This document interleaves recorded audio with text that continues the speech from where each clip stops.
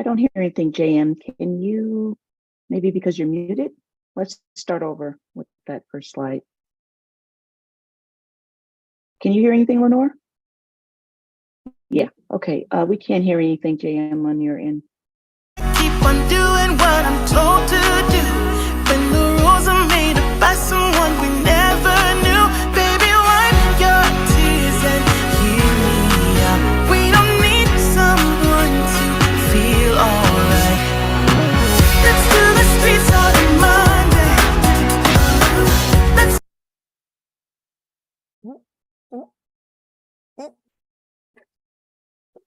Whoops. Hey, JM, let's just take it from the top.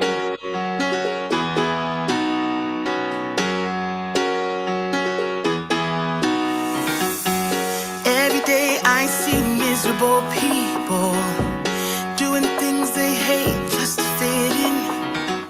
I know it's easier to get along peacefully, but have you ever thought about you? Don't know why I keep on doing what I'm told to do. When the rules are made up by someone we never knew. Baby, wipe your tears and hear me out. We don't need someone to feel alright. Let's do the streets on Monday. Let's call your exes and tell them they can join us too. Why always worry about money when you can get rich by trying to see the outside?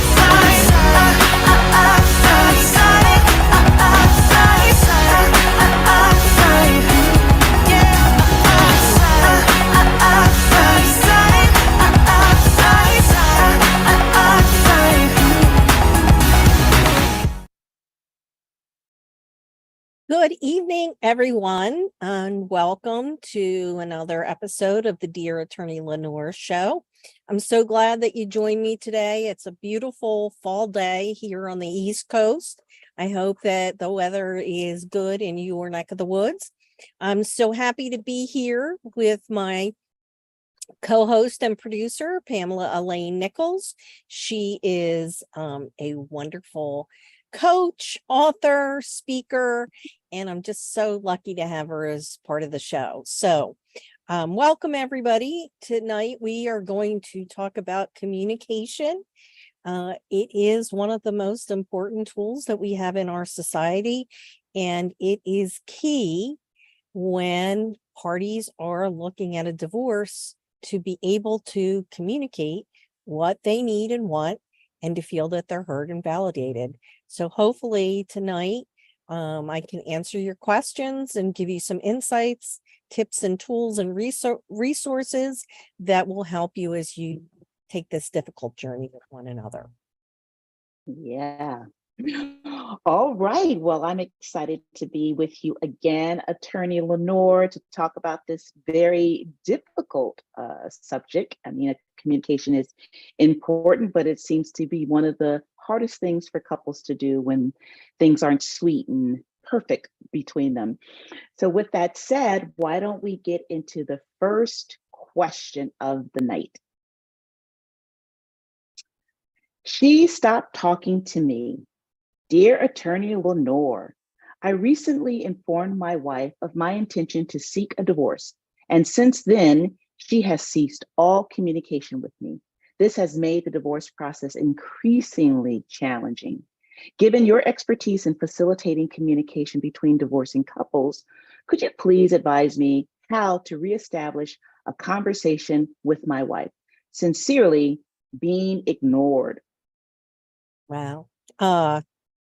This is tough. And it's interesting. I get a lot of calls from spouses facing the same thing. And often what I tell them is, one, let's have a consultation. I follow up with some information about my practice, about mediation. And I say, why don't you share this with your wife or your husband and see if they want to come in for a consultation. Another thing that you can also do is suggest that you go to couples counseling. And in the counseling session, the counselor will help facilitate the conversation so you can move forward with your divorce conversations and model good communication skills as well. Mediation is an important place where you can learn and model good communication skills that will help you as you move through the process. And if there's children, to help improve your co-parenting skills even beyond the divorce. So those would be the first two steps that I would suggest to this person that wrote in. Just start by maybe sharing some information through text or email saying, listen, I talked to this mediator. Would you like to have a consultation? Or I talked to this couples therapist. Would you like to go there and talk? And that's one way to open the door. You said a word that I think is so important in this entire discussion and all the questions, I think. And I think it's going to go through every question that comes up tonight. Skill. Communication is a skill. It is. And like all skills, you have to learn it. You have to practice it. Otherwise, we're just talking based on what we think people are understanding from what we're saying. Most of us have never learned to effectively communicate. And when we do communicate, it's usually about wanting to be heard rather than wanting to listen. Very true. Very, very, very true. And, as I said in the intro for this meetup, or for this podcast, communication is already pretty much broken down if you've gotten to the divorce process. And so that means that there's really not a great set of communication skills that you have between one another. And when you're upset with someone, you are not listening. Your executive functioning is turned off and you're just on the offensive or defensive.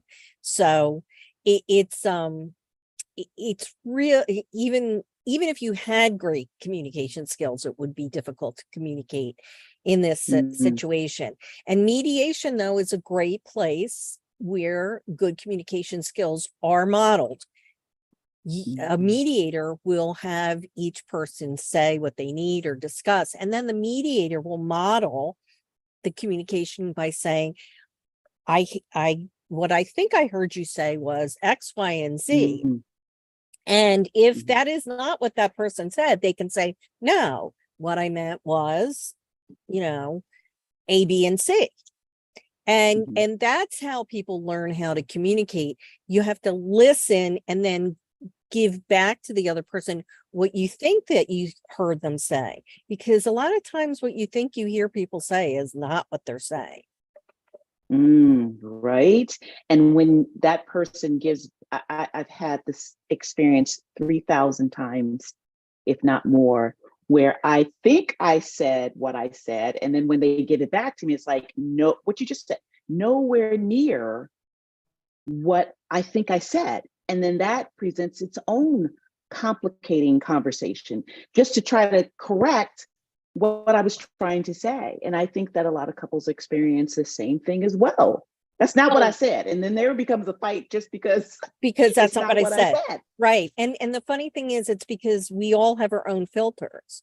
And so how someone, how what you say registers with somebody might have nothing to do with what you said. It could be they had a bad day. It sounds like how their mother talked to them, or their father talked to them, or how their ex, girlfriend or teacher or someone, and they have this trauma that what you say triggers them, or they think that they always hear you saying the same thing, and maybe you're trying to say it differently this time, but it's just registering with them in the way that it always has. So that's why exactly. The back and forth is really important. And that is why a therapist or a mediator can help parties really hear one another and express themselves clearly with one another in these situations. All right, let's go to the next question on the Dear Attorney Lenore show on communication. I don't want to hurt him. Dear Attorney Lenore, so I'm thinking about getting a divorce, but I'm stuck on how to even begin that chat with my husband. It's super tough because my husband is a good person. I'm just no longer happy with him. I want more. I could really use some pointers on how to kick off that conversation without completely crushing his heart. Could you help a gal out? Thanks a ton. Sincerely, this is going to be tough. Yeah. Well, dear, it's going to be tough. People know when things are off. You don't live with somebody for years or spend all a lot of time with them without catching on that something's not right. Now, a lot of times you don't want to recognize that you think something's wrong because you like to believe, oh, it's just my imagination.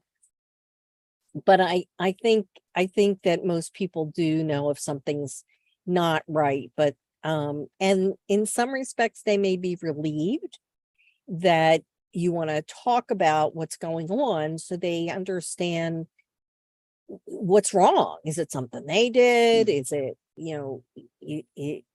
are you okay? What can I do? And so in these situations, I think the best thing to do is say, listen, I think we should go to couples counseling and start the conversation there, because that's going to be the softest way to deliver that. And you don't know, maybe that other person hasn't been happy either. It's I had a friend in one of my circles, and wow, when her spouse said he wasn't happy anymore, she's devastated, and she just, what's going on? Like, are you seeing somebody? Or and as it turned out, as the year went on, she realized how unhappy she was. He wasn't having an affair, but I think he was emotionally attracted to someone else.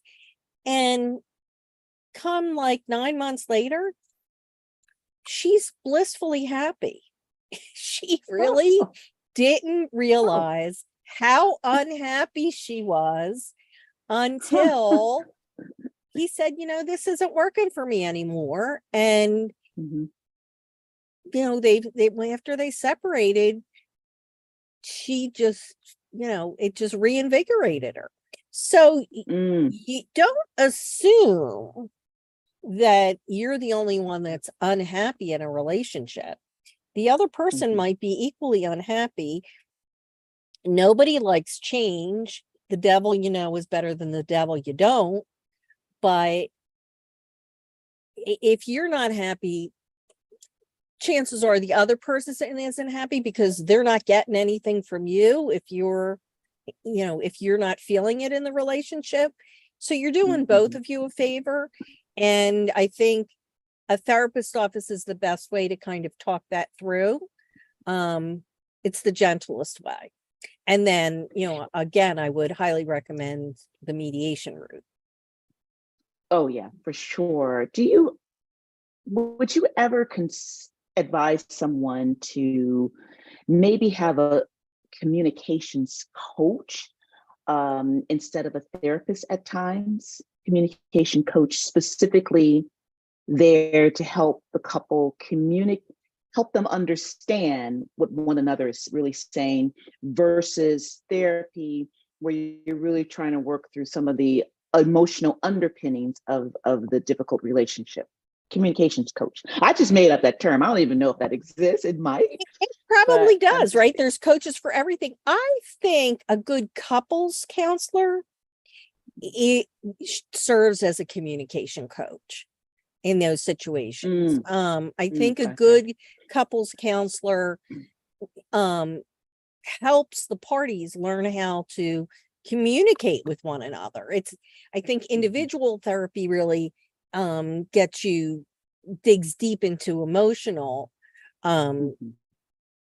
pieces of your life. But the couples counseling starts with communication, and then a skilled couples counselor will help the parties decide, do we want to be here to work out our marriage, or do we want to be here to kind of understand that it's not going to work out, and we're coming to this decision jointly, and how are we going to proceed from here.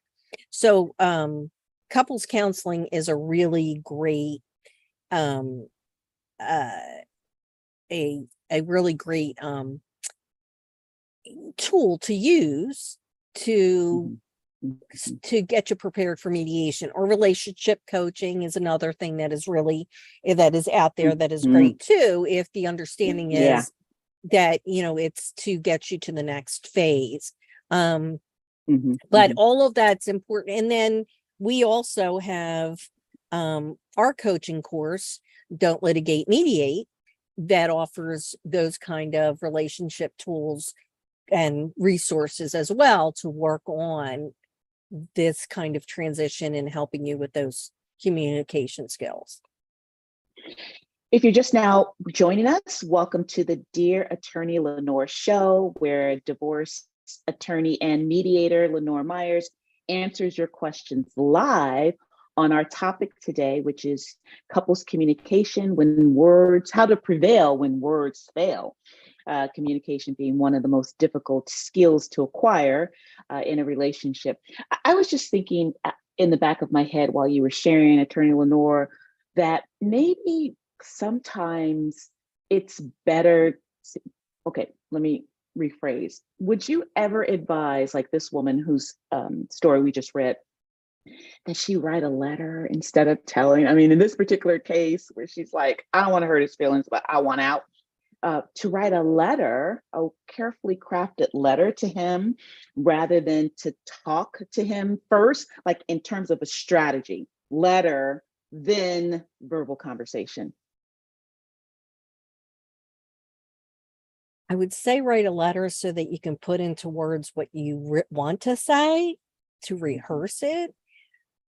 But I think a letter, if you don't want it to be harsh, I think a letter is a little cold. I'm sorry. I think really? It's cold. I do. I really think that these are, these are conversations that you should have.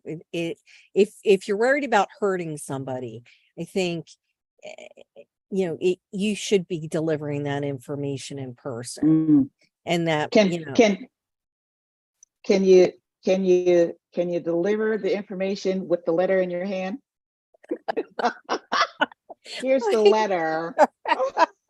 I don't,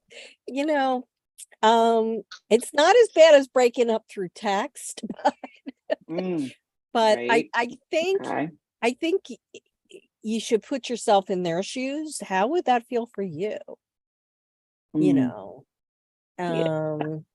It's how about over video? Well, if you're able to be within the same vicinity, probably video is not the best way. But okay, I think perhaps if you're really having a hard time figuring out how to do that, go and talk to a coach or a therapist yourself to process that, and to get yourself in the right headspace as to why this is the right move, and that in the long run that person will probably be glad that you did that. Okay. All right. Gotcha. If you're just now joining us and you have a question for Attorney Lenore, you can put it in the chat. You can begin your question with Dear Attorney Lenore, and then ask your question that you want her to answer on the topic of couples communication, how to prevail when words fail. All right, Attorney Lenore, we're going to go to the next question. We hit a brick wall. Dear Attorney Lenore, I'm in a bit of a jam. My wife and I hit a wall talking about child support. She thinks I'm shortchanging the kids. I would never do that. I just want to understand and be fair. Got any tips on how to talk this out with her? Sincerely, let's find middle ground. Okay. He's willing to communicate. Yeah, which is great. I would say to middle ground, it probably would benefit them to have a mediation session with the mediator attorney, who can walk them through the process. So in my mediation process, when we're talking about support issues, I have each party do a budget for their household expenses. I have them do a budget for their child's extracurricular activities. And then in Pennsylvania, we have guidelines that help determine what the appropriate amount of support is based on the parties' incomes and the number of children and how they're sharing custody. And I run those guideline numbers and I explain to people, listen, they're guidelines. That's it. Mm. And then, people have some information and they can see the numbers on paper and they can understand what the parameters are and they can talk it through. So, maybe the husband is thinking, well, this should be plenty of money for you. And when he might look at what her budget is and what the kids' expenses are, it might be like, oh my God, she could never make it on that. Or she can look at her budget and look where she can trim it and look what he has to live on and say, okay, I get it. I'm not asking you for all that. I'm just asking you for this. And that's usually when people sit down and talk around the table and do these kind of mediation sessions, they do come to an understanding. The more they massage the numbers and the more they see how much each of them wants to meet the other one in the middle and what each of them is dealing with, that is the best place to work out the support. Money sometimes has always been an issue in a marriage. And I think sometimes people don't sit down and look at the numbers and work things out together. But the idea is when you're working out support, if your goal is to make sure that this transition is as easy as possible on the children, then you're going to want to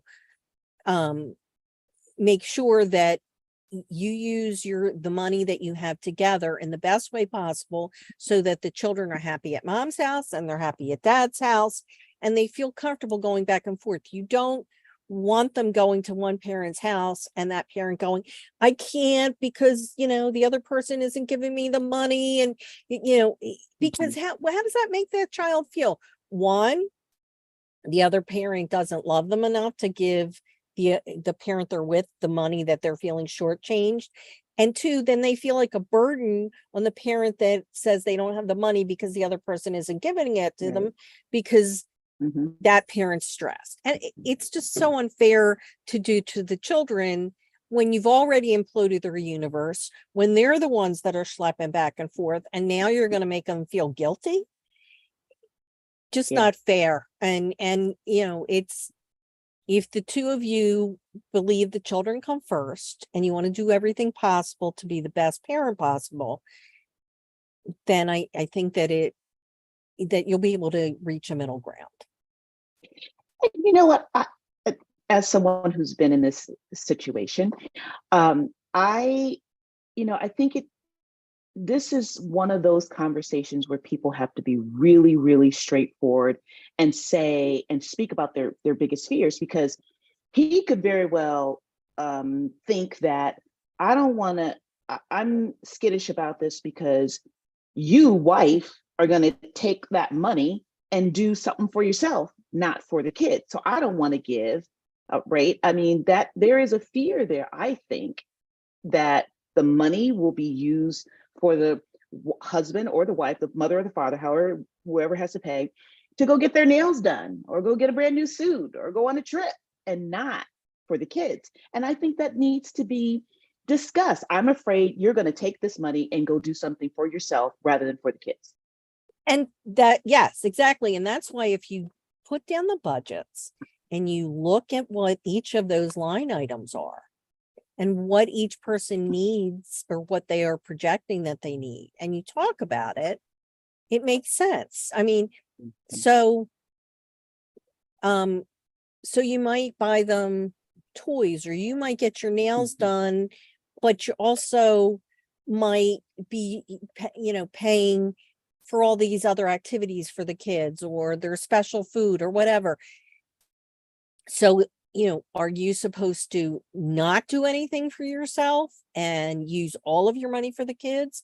And this other person who is using their money for their kids, but doing their own thing because they don't want to give you money. You're both people, you're both parents. You have to take into account happy parents make for happy kids. And this is the other parent of your child. You should have some respect for them too. Obviously, money is always an issue, but, we're not necessarily talking about in terms of child support, keeping someone in the same manner that they're accustomed, but also the children are accustomed to certain things, with the big celebrities, so at dad's house, they get to ride horses, but at your house, they, have to stick with the big wheel, do you want them to suffer in that way? I don't know. It's questionable. I mean, you have to really be honest with yourself about what your emotions are. And in your practice, I know, because you've talked about this before, that what you try to do is help the couple understand the focus of this is on the children, what's in their best interest. It's not about what mama wants. It's not about what daddy wants or doesn't want to do. It's about what is in the best interest of the kids. And I think when you do it that way, you change their perspective about this argument from fighting with one another to maybe supporting one another for the kids' sake. Exactly. I just did a mediation a few months ago, and that transformation is what happened.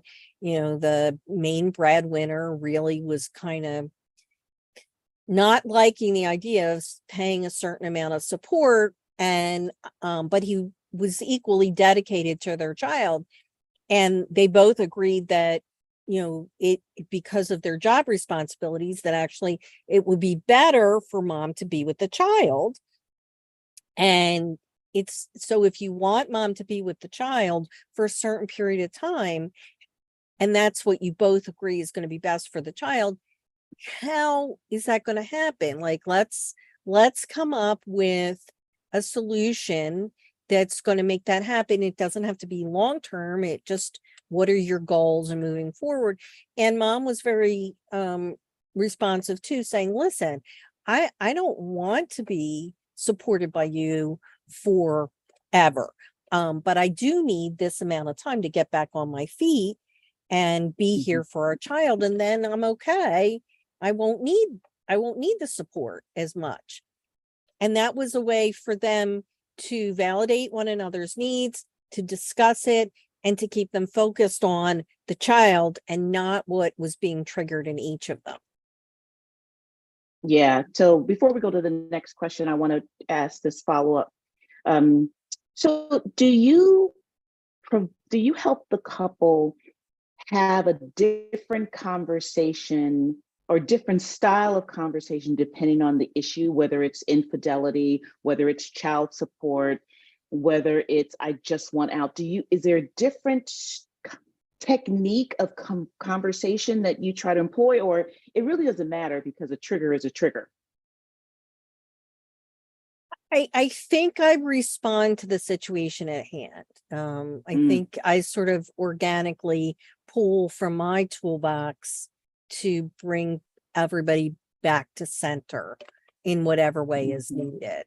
I'm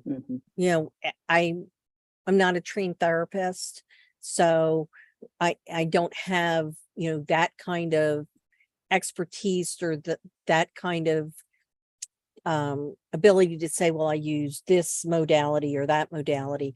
I kind of base it on what seems to have worked in the past and what the couples are presenting to me, just to bring them center, focused, and calm. Gotcha. Well, if you're just now joining us, we welcome you to the Dear Attorney Lenore show, where divorce attorney and mediator Lenore Myers is answering questions on communication, couples communication, how to prevail when words fail. Let's go to the next question that someone submitted. He wants me out. Dear Attorney Lenore, so I messed up big time and cheated on my husband. He found out, wants a divorce, and wants me out. I really want to talk to him about it, but he's shutting me out. He says he won't live with a cheater. Any ideas on how I can get through to him? Sincerely, the uneventful cheater. That's a tough one. That's a tough Lenore, one. right? Right, because they feel betrayed and it's they're angry, there's grief, there's betrayal, there's all those things coming up. I think what the person really needs to understand is, well, you can't make it better, and you have to understand why they wouldn't want to talk to you if you were in their shoes. And again, offer an alternative. Say, okay, how about we go to a couples therapist to talk this through and see what direction we can go in. And then if they say, no, I just want out, say, okay, let's go talk to a mediator. Like, do your research about mediation. And in that way, if it's inevitable, you can go the peaceful route. And when people come to me, and they're not sure, I have a lot of questions I ask them in the beginning to get a read on what their mindset is. And if I get that maybe one spouse wants to, stay in the marriage and the other spouse doesn't, I offer to them that they can go through discernment counseling, which is counseling that helps somebody decide if they really want a divorce. Or I also suggest that they go to couples counseling and talk about this and make sure this is what they both want. And then suggest that they come back and if that's what they both want, that they go through mediation. And lastly is our coaching course, again, that will help give people communication tools that if one party just doesn't want to come to the table, at least the other person can get the information. And the thing is that if just one person changes their dance step, the whole dance can change. So you can go from toxic tango to waltz if just one person changes those dance steps, because if two people are not dancing the same dance, you're not going to be dancing it. So even that can break the cycle of just responding in a different way than you normally have, can break the cycle. People can come up for air and figure out a more peaceful way to move forward, whatever that might be. And sometimes timing matters too, right? Yes. Maybe it's not time to talk about what happened, but to give some space between what happened or him finding out and then talking to him, because it would just seem too raw, to go there. So timing matters. Definitely. In fact, I just had a mediation couple sign up with me, but they've been, the one spouse that actually was unfaithful is the one that reached out to me initially. And that was months and months ago. And then I had a consultation and I send them, periodic emails to reach out to them. And so now they both agree, yeah, it's just time to move forward. So you're right. Time time is is an important factor. All right, let's go to the next. If you have a question for Attorney Lenore, put it in the chat. Dear Attorney Lenore, ask your question on our topic, couples communication, how to prevail when words fail. Let's go to, I think, the next to the last question that someone submitted. The dog is mine. Dear Attorney Lenore, we're splitting up, but stuck on who gets our sweet dog Maxwell. We both love him heaps and just can't agree. When we do find a way to talk about Maxwell, one of us gets emotional and walks out. Can you help us figure out how to talk about this and decide who gets Maxwell? Sincerely, mad about Maxwell. Wow, it's Maxwell is so loved. yes, pets are people. Pets are people, Right? and if there aren't children, that's their child.